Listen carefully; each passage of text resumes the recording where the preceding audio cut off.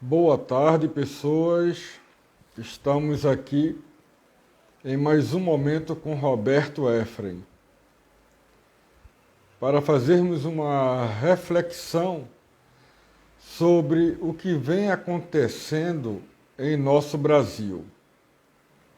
O momento com Roberto Efraim foi criado da necessidade que eu tive de dar uma cota de participação neste cenário e fazer com que algumas pessoas que são do meu conhecimento mais próximo consigam refletir através Alcides Muniz, meu amigo Alcides Muniz, colega da Dentsply. Que prazer tê-lo você aqui comigo. Então, eu estou iniciando agora o momento com Roberto Efraim, Alcides, e estou dizendo que eu criei este momento da necessidade de trazer para perto um diálogo com aqueles que são da minha relação. Alguns aqui chegam também sem ser da minha relação próxima, mas que possamos fazer um esforço e pensar o que vem acontecendo no nosso Brasil de hoje. Será que o que incomodou e incomoda o povo brasileiro é realmente a corrupção? Será que a grande necessidade de mudança na administração que estava à frente do país foi motivado verdadeiramente pela corrupção? Ou nós fomos levados a acreditar que havia um regime corrupto à frente da gestão da nação e assim havia a necessidade de mudanças? Se nós formos observar de uma forma mais atenta, existe uma elite no nosso Brasil, e esta elite não é a classe média, nem a classe média alta, nem a classe média média e nem a classe média baixa. Essa é uma elite muito maior, que é verdadeiramente dona do capital, e esta elite não aparece. De uma forma enganosa, nós somos levados a crer que a elite do nosso país são os deputados, senadores, juízes da mais alta corte, médicos, os médicos bem-sucedidos, os expoentes da medicina, da parapsicologia, da psicologia, e na verdade não é. Essa elite, ela é tida por Gessé Souza, sociólogo Gessé Souza, como uma elite invisível. Ela manobra tudo de uma forma sorrateira e faz com que a sociedade trabalhe para que ela cresça. Se nós formos buscar hoje a notícia de capa da TV 247, nós vamos encontrar que no atual governo, que está à frente da gestão pública no Brasil, na parte do executivo, o 1% mais rico da nossa população já abocanha mais de 50% do ganho de 2020. Estou falando 2020. Enquanto a grande massa empobrece, Ronaldo, boa tarde, seja muito bem-vindo. Enquanto a grande massa empobrece, e se nós formos falar da massa que era cantada pelo músico, compositor A Massa da Mandioca, esta massa não pode hoje comprar nem a cesta básica e tem vivido de favores, chegando ao cúmulo do atual ministro da Economia, o Paulo Guedes, sugerir que essa massa se alimente de restos de comida, porque, segundo o ministro atual da Economia, os integrantes da classe média alta comem de uma forma excessiva e sempre despreza o restante do seu prato no lixo. E esse restante pode ser, em vez de desprezado, aproveitado pelos mais pobres. E ainda, os supermercados poderia, numa alteração de legislação, ceder as comidas que já estão em fase de vencimento, que são obrigadas por lei a serem retiradas das prateleiras, serem doadas para estas pessoas. Ora, se formos analisar o processo de logística, um alimento que está entrando na fase de vencimento, até ser recolhido das prateleiras, até ser entregue a um determinado órgão, já vai chegar à mesa do menos favorecido vencida, né? Algumas podem até chegar em condição de alimentação, outras, pela própria característica do alimento, já vai chegar com um forte odor de vencida. Mesmo estes alimentos que não apresentem uma aparência ruim, ele já perdeu, segundo especialistas, que eu não sou especialista em nutrição, mas segundo especialistas, este alimento já perdeu qualquer capacidade de nutrição. Mas essa foi a sugestão do ministro da Economia. Então, conforme diz o nosso título hoje, não se trata só de corrupção. A elite fina do país, ela sempre, e isso desde o início, pós-império, desde o início que se estabeleceu a república no país, ela tem a tendência de levar a corrupção ou o discurso de corrupção para aqueles que estão à frente das gestões públicas. Ou seja, eles que estão à frente estão roubando, estão se agora fugiu a palavra, estão roubando a nação e não a classe dominante. Desta forma, o público começa a enxergar nos seus políticos ladrões. E aí vem a grande rede ou as redes de telecomunicação com o seu marketing, com a maneira de invadir a sua casa, levar uma mensagem falsa e colocar no mesmo balaio todos aqueles que votamos para ser representante, nosso representante no Congresso. Perceba que é uma construção sórdida, é uma construção silenciosa e que vai penetrando na nossa vida, na nossa cultura, sorrateiramente. E em pouco tempo, estamos nos bares, no copo de chopp, no refrigerante, discutindo que A, B, C é ladrão e está roubando. E aí nós nos perguntamos, quantos de nós acompanhamos verdadeiramente aqueles a quem nós demos o nosso voto? Quantos sabem, dia a dia, semanalmente, mês a mês, o que está fazendo aquele que você elegeu para vereador, para deputado estadual, federal, prefeito, governador e presidente.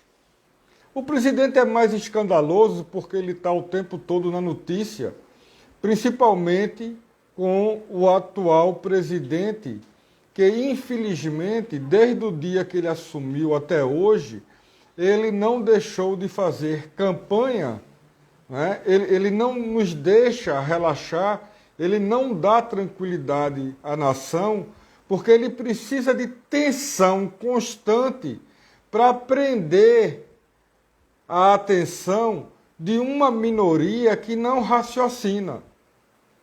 Percebamos que eu tenho amigos, conhecidos, que votaram no atual presidente, mas que como conseguem pensar, estas pessoas já observaram que tem algo errado. Muitos hoje entram no meu privado e, devido às nossas transmissões ao vivo, que eu não gosto de chamar de live, vêm conversar comigo sobre o que realmente é isto que está acontecendo. Eu lembro de um presidente, que foi o Fernando Collor de Mello, que mesmo gostando de aparecer e de posar como piloto de supersônico e outras coisas iguais, ele era mais reservado. Fernando Henrique sempre foi um presidente reservado. Lula sempre foi um presidente reservado, com palavras comedidas. Dilma, queira ou não, goste ou não da presidente Dilma, sempre foi uma mulher que trouxe respeito à sua cadeira de presidente. Ou seja, estes presidentes não trabalhavam na tensão máxima de sua administração. Hoje o que nós conseguimos? Um país dividido, onde amigos não se falam mais, onde familiares não mais se visitam, onde irmãos não conversam entre si, porque criou-se uma ideia tal de que ou você é do meu time ou eu não falo com você. Então nós temos primos, irmãos, tios, amigos, que cortaram por completo a relação. E nunca antes tínhamos passado por uma situação dessa. Eu estava no supermercado ontem, na parte da manhã, e acredito que era filho e a mãe, uma senhora já de uma certa idade, e o filho, que deveria ter aí seus 50 e poucos anos, não estava muito longe da minha idade, né? Ele estava com a máscara abaixo do nariz. E o microfone do supermercado, alguém já tinha reclamado, falando, pedindo para que os clientes que estavam no supermercado colocassem a máscara de uma forma adequada, da forma ideal, da forma correta, para que não trouxesse risco para a vida de quem estava usando a máscara de forma incorreta e nem trouxesse risco para as outras pessoas. Porque mesmo você tomando a segunda dose, você ainda corre risco. Se você não adoecer, mas você pode ser contaminado e contaminar outros, principalmente os jovens que ainda não tomaram vacina. Como o alto-falante insistiu, a senhora disse: eu penso diferente, eu posso não usar máscara.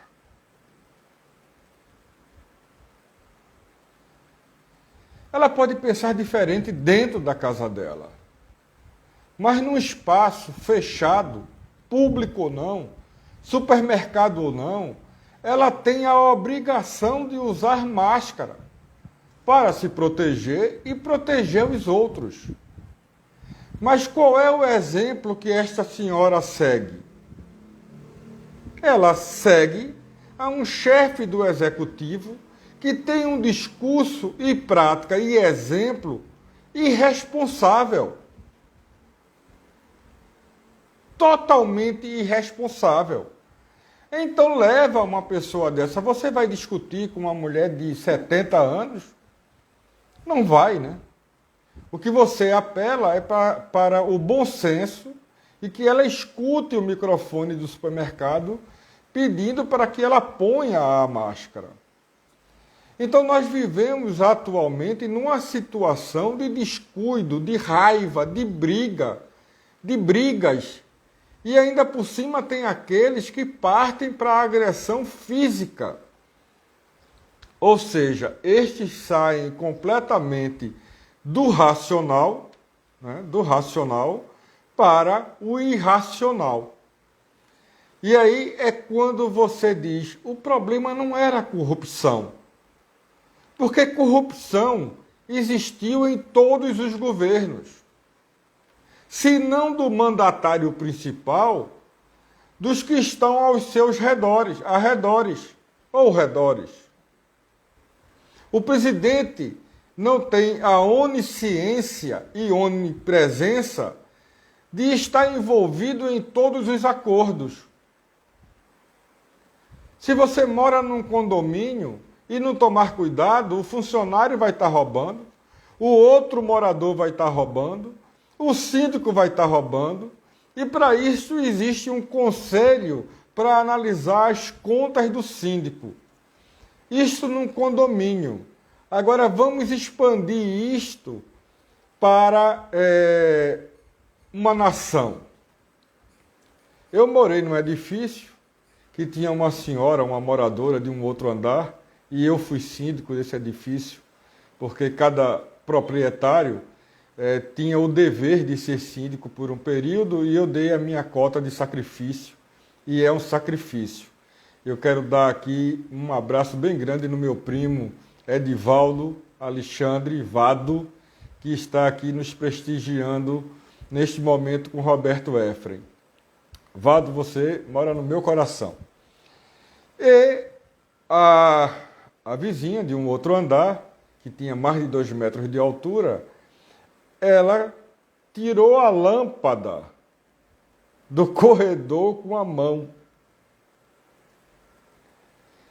E eu presenciei. Eu fui perguntar a ela o que ela estava fazendo, se era uma emergência.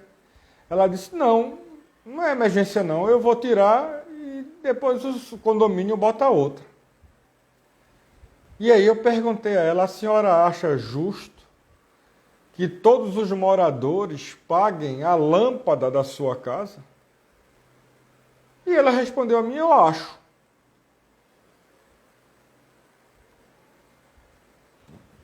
Levamos o caso para a reunião condominial.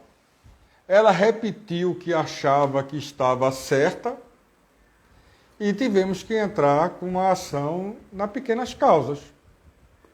Não pelo valor de uma lâmpada, embora fosse uma lâmpada mais cara, que é aquela lâmpada que consome menos, mas pelo abuso, pela falta de honestidade, e não é outra coisa. Então, voltando ao início da fala, quando nós temos toda uma estrutura montada por uma elite que consegue envolver os meios de comunicação, falado, escrito, televisivo, para mostrar que a corrupção é do partido A ou B, quando ela sabe que não é, mas ela quer ter o direito de assumir o poder do governo, ela quer ser a dona total do capital, não só do capital que ela produz, mas do capital que circula no Estado. Então vamos jogar a culpa para os gestores e vamos tomar conta, porque não basta mais explorar o meu empregado, que é o melhor cara no departamento dele, Se for do departamento de TI, então, que responde pelo bom funcionamento de todas as máquinas, sistemas e plataformas, que é uma turma que está sempre de cabeça fresca, né? Pelo menos, é isso, Alcides, que pelo menos é o que aparenta, né? Eu tinha um colega, Almir, que ele sempre ia falar conosco nas nossas reuniões, nas nossas convenções, aí dizia, você está tenso, né? Eu estou sentindo você tenso. E ele parecia sempre estar zerado, tranquilo.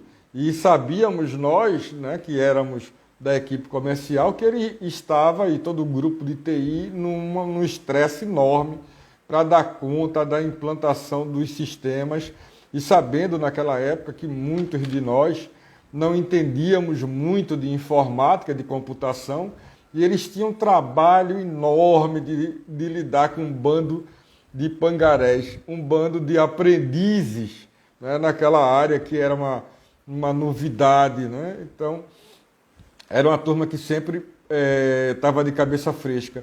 Então, essa turma é explorada, como os professores são explorados, como os funcionários do comércio são explorados.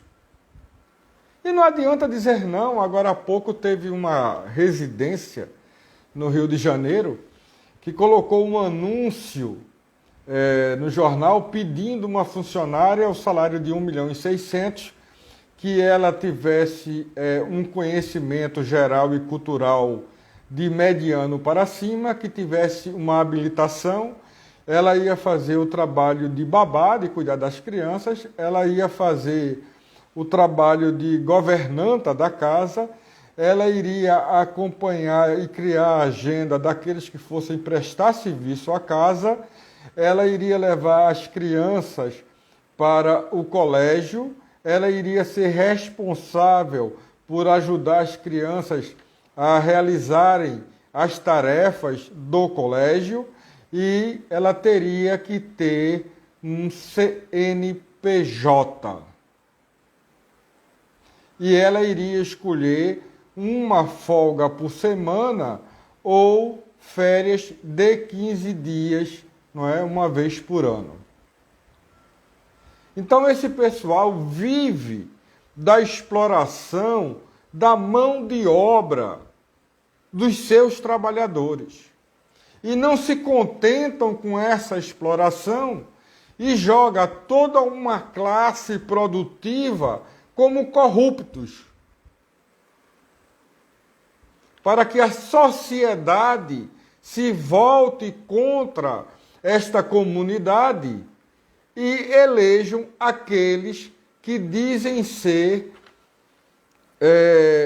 os sábios e inteligentes. E o pior de tudo, conseguem fazer com que nós brasileiros, num sintoma de vira-latas, elejamos as pessoas de outros países como os mais responsáveis para gerir as nossas empresas, porque ou nós não temos condições ou somos corruptos. No governo Lula e Dilma, quando foi descoberto o pré-sal, foi colocado em votação para que uma parte do lucro do pré-sal fosse para a educação, para a saúde, fora os royalties, que era do estado produtor do petróleo, onde estavam as bacias produtoras de petróleo, no caso, no alto mar, no caso do pré-sal. Mas o sistema político liberal do Brasil disse não, porque vai destinar essa verba para a saúde e para a educação. Vocês querem roubar, a Petrobras quer roubar. Vamos entregar para a Shell, como sempre quis fazer José Serra? E é o que esta gestão atual está fazendo. Ela não pode privatizar a célula central da Petrobras, mas ela sai privatizando todos os arredores e só vai sobrar a carcaça. E hoje quem mete a mão no lucro são as multinacionais que ganharam os leilões, mais de um leilão. Então dá para entender que o problema não é corrupção. O problema é vender o país para que os outros tomem e que o Brasil passe a ser um país agrícola. Agrícola não da agricultura do menor, mas da agricultura daqueles que trabalham para exportar o agro. O agro é pop. Enquanto a minoria, enquanto o pequeno agricultor é chamado de aproveitador. Enquanto que um país que tem a terceira maior, ou melhor, está entre os 3 maiores de agropecuária no mundo, não tem dinheiro para comprar carne.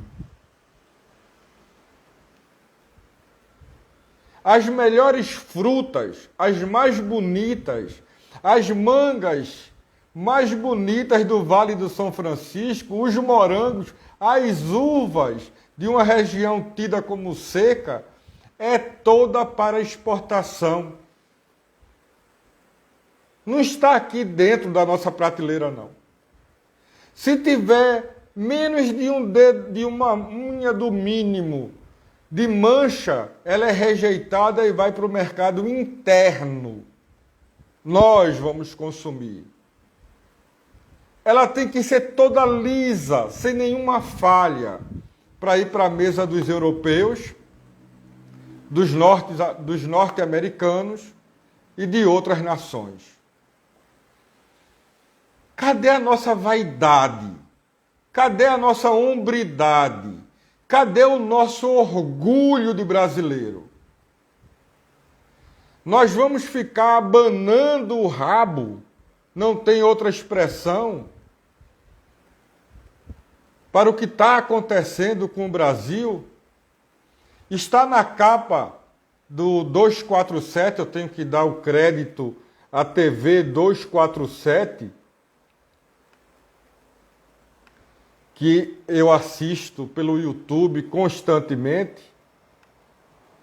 que o presidente disse que não tem corrupção no governo dele.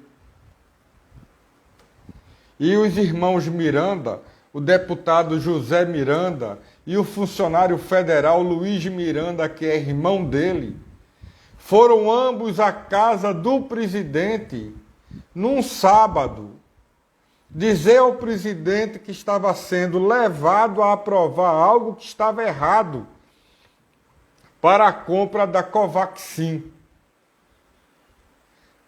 E eles foram alertar o presidente da pressão que estava levando para comprar um produto que diretamente do fabricante custava $1 e estavam oferecendo através de uma empresa terceirizada a unidade a $15.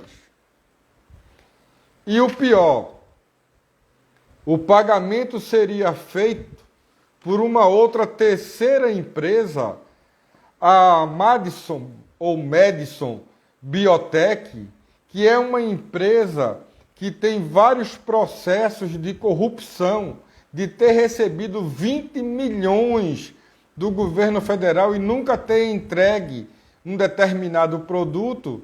Esta empresa queria receber um cheque de $45 milhões. Estava sofrendo pressão de um dos assistentes do ministro, um outro general, corrigindo, um coronel, assistente do general, o ministro da Saúde, para que fosse pago quando eles tinham um contrato na mão que só iriam pagar depois que a empresa contratante, que era uma terceirizada já, começasse a entregar as vacinas. Uma vacina que foi aprovada a relâmpago, sem ter a aprovação da Anvisa. Quando a vacina da Pfizer, quando a vacina chinesa, sofreram meses e meses para serem aprovadas e compradas. E quando eles viram que falaram com o presidente e nada foi adiante, o presidente da Câmara dos Deputados disse: leve a público. E eles vão depor amanhã na CPI. 1000% de majoração de preço. Isso é brincadeira. Num país rico, cheio de pobres, que não consegue comprar uma cesta básica, que não consegue mais comprar frango, e daqui a pouco não consegue mais comprar ovos. Sem falar que voltamos a ter pessoas cozinhando com lenha e carvão, porque não pode mais comprar gás.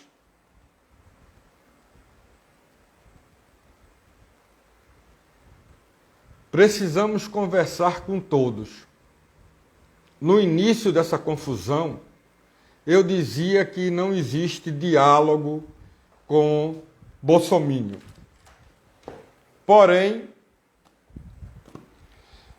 ao começar este momento com Roberto Efrem e muitas pessoas que votaram em Bolsonaro, arrependidos, sem ter noção, porque eles não queriam era votar num partido corrupto como o PT, porque foi isso que foi vendido pela imprensa, falada, escrita, televisiva, filmes, a própria Globo com esgoto, canos saindo dinheiro, Lula todo dia na televisão como corrupto e está sendo agora inocentado em todas as esferas da justiça. O Supremo Tribunal Federal, que antes fazia parte do grande acordo, como o senador Jucá disse, que o golpe era com o Supremo com tudo. O STF resolveu tirar seu nome da lama e reconheceu a imparcialidade do juiz Moro, que de forma totalmente abrupta levou sob vara Lula para um depoimento quando sequer ele tinha sido chamado a depor. E ainda vazou para a Globo e mal amanheceu o dia, tinha um helicóptero rondando a casa de Lula. Eu tive que comprar esse livro aqui, de Élica Takimoto, Como Dialogar com o Negacionista.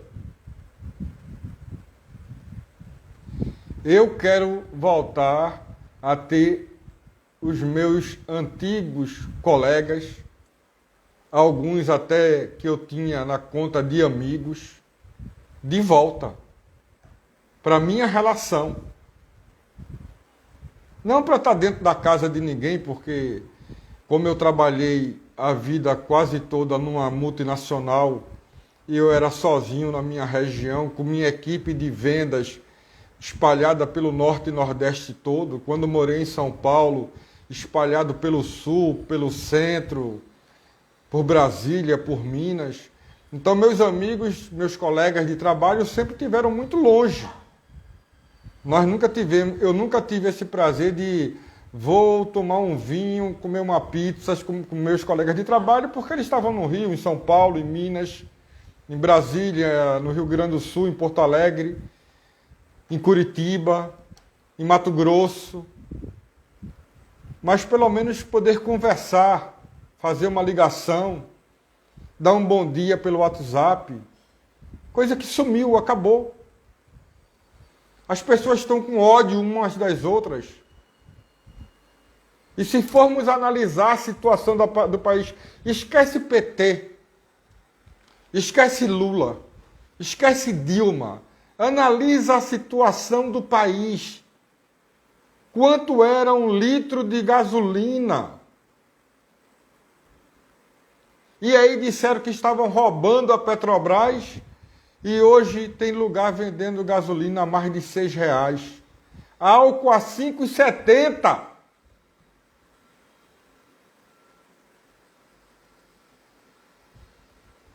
E não é por causa da pandemia, não. Porque antes de estourar a pandemia já estava quando assumiu o Temer para cá, ladeira abaixo. No final, quando Dilma assume, o Cunha, em retaliação a Dilma, porque ele queria que Dilma salvasse o pescoço dele, como Dilma disse que não ia salvar a presidenta Dilma, ele não deixava passar mais nada no Congresso, nenhuma medida que ajudasse ao país suportar uma crise internacional. Mas qual foi o ponto-chave, o start? Onde a coisa deu estalo? Quando ela disse que os banqueiros não podiam estar tendo o lucro que tinha. Quando ela mexeu nessa camada do mercado, eles disseram não. Bota essa mulher para fora, porque ela vai acabar com todo mundo. Nós temos que acreditar nesta CPI. Eu acredito nessa CPI. E eu espero que todos que tentaram prejudicar, no caso da CPI, que é da saúde, todos que tentaram prejudicar a chegada da vacina em tempo hábil, todos que agiram contra o país, que sejam apontados e sejam presos, porque ultrapassamos a casa de 500 mil mortos. E eu lembro muito bem quando eu morava em São Paulo que uma aeronave da TAM caiu ao tentar pousar em cima de um galpão e todo o Brasil chorava a morte daquelas pessoas, um avião lotado. E hoje já caíram vários Boeings, mais de 500 mil mortes, e ninguém chora mais. Só quem chora é quem perdeu seu parente. E os outros estão indo para festas, reuniões com amigos, tirando máscara na rua, tirando máscara no supermercado porque o presidente dele diz que não adianta usar máscara porque máscara sufoca, porque o gás carbônico, puta que pariu.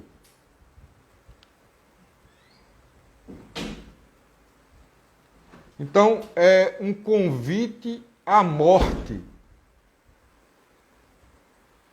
Eu convido a todos a refletirem.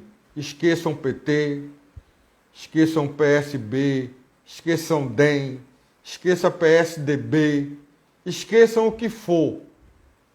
Pensem o que era o Brasil e o que está sendo agora. O Brasil era a 6ª economia do mundo, indo para a 5ª economia, respeitado em todo canto. Hoje o Brasil não é nem mais convidado para as grandes reuniões. Botou um bocado de religioso e militar. Nada contra religião de ninguém, mas a sua religião você vive na sua casa, na sua igreja. O Estado é laico. Nós sabemos que o Brasil é uma mistura de cultura, inclusive religiosa, que há momentos que a manifestação religiosa já vira uma manifestação comercial, como é o São João, que não importa a religião da pessoa, mas ela adora comer canjica, pamonha, dançar quadrilha, porque o São João no norte não, mas no Nordeste, ele é mais forte até mesmo do que carnaval, é pau a pau. E se você for analisar, São João é um santo da Igreja Católica, mas que independente de religião, todo mundo quer brincar. Porém, nós vivemos num Estado laico. O Congresso não é lugar de católico, de evangélico, de espírita, de umbandista. Não é lugar de nenhum culto religioso. E é o lugar de todos ao mesmo tempo. O nosso livro chama-se Constituição Brasileira. O livro sagrado, a Bíblia, você lê e estuda, comenta na sua igreja. Não em Brasília, dentro do Congresso Nacional. Então vamos refletir, vamos pensar o que era o Brasil, vamos pensar o que está sendo o Brasil e o que nós precisamos fazer para que isso mude. Militar tem que estar dentro do quartel, cuidando da nossa fronteira e não envolvido como civis. Quando a gente olha um ministro, um secretário militar, além do soldo militar dele, ele acumula agora o salário de ministro. Como é que um país que não tem carne para dar para o seu povo pode pagar o salário de um coronel, de um general na íntegra, mais o salário de um ministro? Isso está certo? E nós aceitamos. O presidente botou essa lei para dentro, foi aprovada, e nós aceitamos. E aí nós podemos pensar, mas Roberto, o que é que eu vou fazer? É meter 5 máscaras no rosto, álcool gel na mão e ir para a rua dizer não. Porque essas pessoas que estão lá dentro dos congressos, das câmaras, do Senado, seja onde for, elas estão lá porque nós colocamos. E se não colocamos certo, vamos corrigir agora e colocar certo.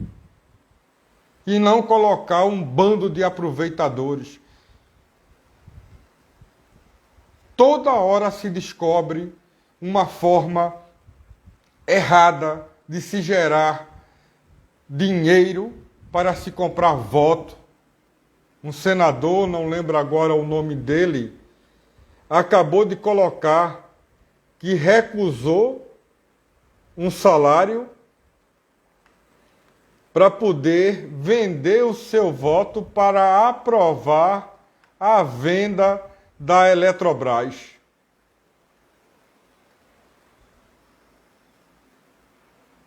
Como um país do porte do Brasil pode pegar sua eletricidade e vender para entregar à mão de privados? Em qualquer país do mundo, a eletricidade está na mão do Estado. Veja se os Estados Unidos privatiza a sua energia elétrica. Veja se a Rússia, que alguns enganados dizem que a Rússia é comunista, não é. Comunista e não era comunista, era socialista, era a União Soviética. O Putin é o presidente capitalista. Veja se qualquer um país desse porte privatiza a sua energia elétrica. Isso é uma vergonha. Nós, brasileiros, precisamos tirar a cabeça de dentro da terra e pensar. E agir como gente grande, não como cachorro vira-lata. Nós não podemos manter um presidente por 4 anos cometendo os assassinatos que esse presidente está cometendo. Bem, queridos, nada do que eu tinha anotado eu falei, porque a conversa começou por um lado e daí foi continuando. Então fica o convite, mais uma vez, para que façamos essa reflexão. Eu vou fazer essa postagem, esse papo nosso, eu vou postar no Instagram, no YouTube. Eu peço a todos que estão aqui, que não se inscreveram ainda, que se inscrevam no YouTube. Se gostaram, curta.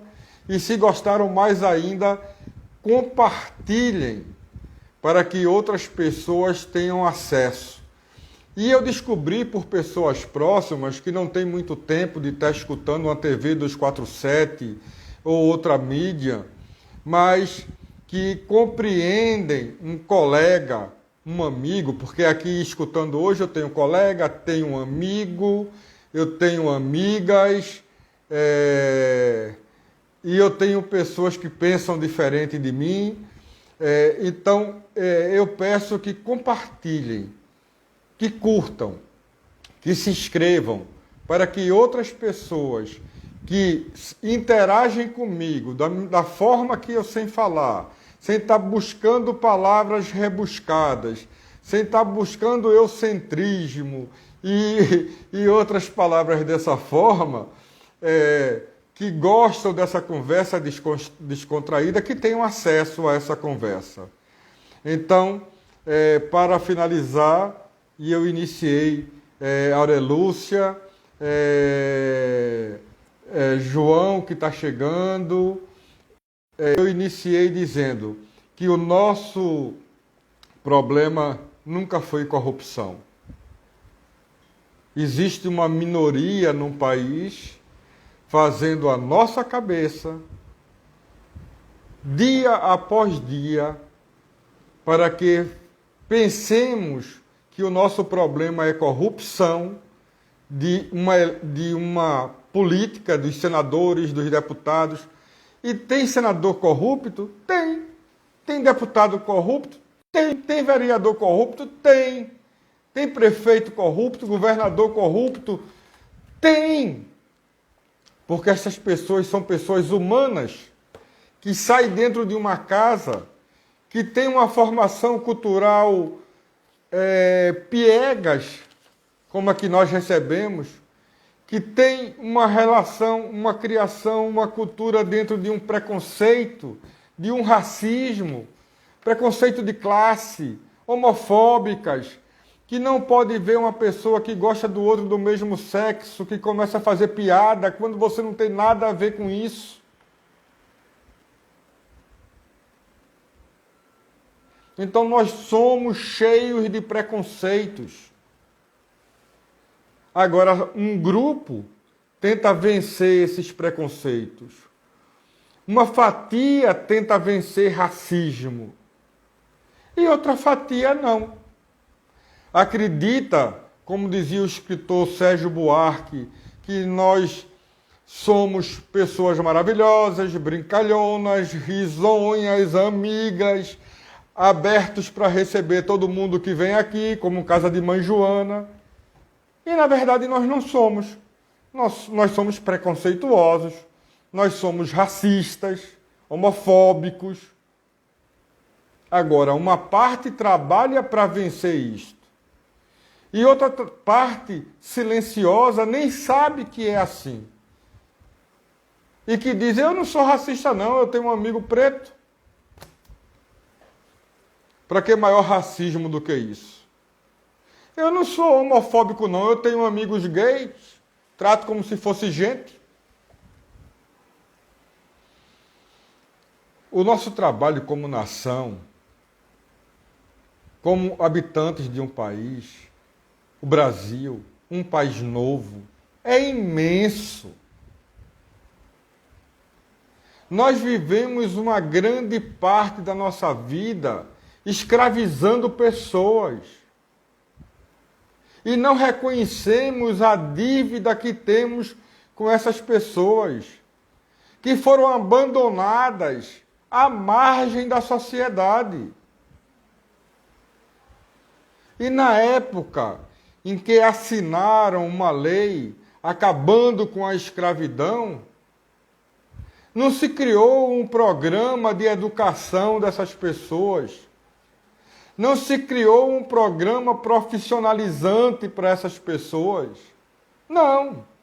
Essas pessoas foram habitar o que chamamos hoje de comunidade, que era no passado favelas. Que hoje quem comanda são as milícias, que vendem gás, que constroem prédios que caem, que vende água, que vende TV por assinatura. E uma outra turma que recebe dos donos do dinheiro a droga para traficar droga. Porque eles não têm dinheiro para comprar droga. Quem compra são as elites que moram nos palacetes e mandam lá para cima para os escravos, para a ralé vender. Aí a polícia vem e quebra o pau porque são traficantes e estão acabando com a sociedade, mas o traficante de gravata e de terno de qualidade está tomando seu vinho na noite carioca, paulista, recifense, cearense e ainda sendo homenageado. Mas quem morre são os pobres, e os pobres negros são os que mais morrem. Queridos, já chegamos à nossa hora. Quero dar um abraço bem apertado em todas e todos que aqui estão. Alcides, minha alegria de vê-lo aqui foi muito grande, que você é um colega que eu sempre respeitei muito. Espero que você esteja bem. Meu primo Edivaldo, que aqui me deu o prazer de estar conosco também, e como os demais, Aurelúcia, João, enfim, não tenho nem como voltar aqui a todos, né, que estão aqui comigo. Quero dizer que estou muito feliz mesmo em ter batido esse papo com vocês. Deem um pulo no YouTube, comentem lá, eu responderei na próxima transmissão ou responderei no próprio YouTube, tá bem? Um beijo grande no coração de cada um. Foi muito bom estar com vocês.